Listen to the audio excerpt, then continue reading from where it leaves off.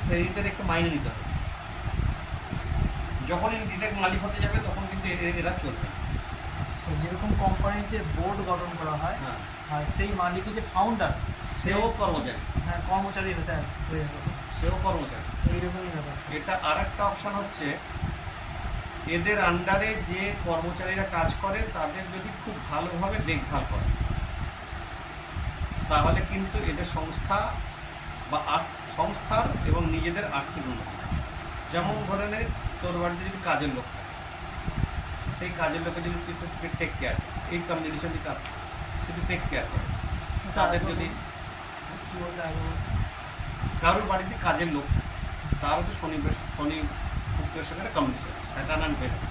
Saturn ভেনাসের কাজ হচ্ছে, সে যত বেশি কর্মচারীর সংখ্যা বাড়াবে তত তার আর্থিক উন্নতি, এবং সেই কর্মচারীদের যাবতীয় দেখভাল করবে, তার আর্থিক উন্নতি।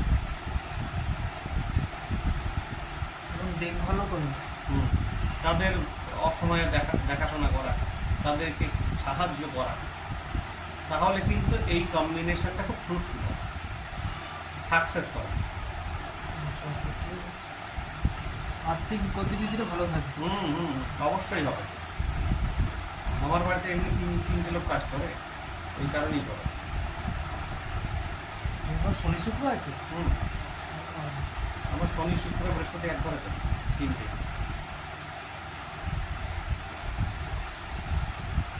এবার শনি বুধ, শনি বুধ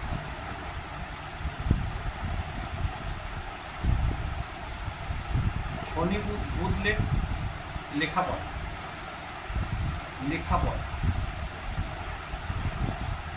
শনি হচ্ছে কর্ম, অর্থাৎ যে ধরনের লেখাপড়া করবে সেই ধরনের কাজই সে ভবিষ্যতে করবে।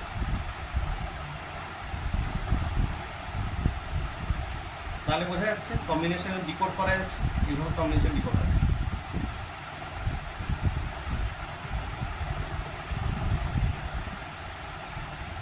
হলো, দেখা গেল সে ফিনান্স নিয়ে লেখাপড়া, ফিনান্সের আন্ডারে কিন্তু চাকরি করে, ম্যানেজমেন্টের আন্ডারে চাকরি করে।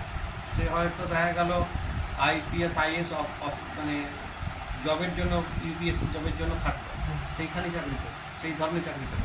এই ধরনের কম্বিনেশন হবে, যে ধরনের লেখাপড়া হবে সেই ধরনের করবে। ডাক্তারি করলে ডাক্তারি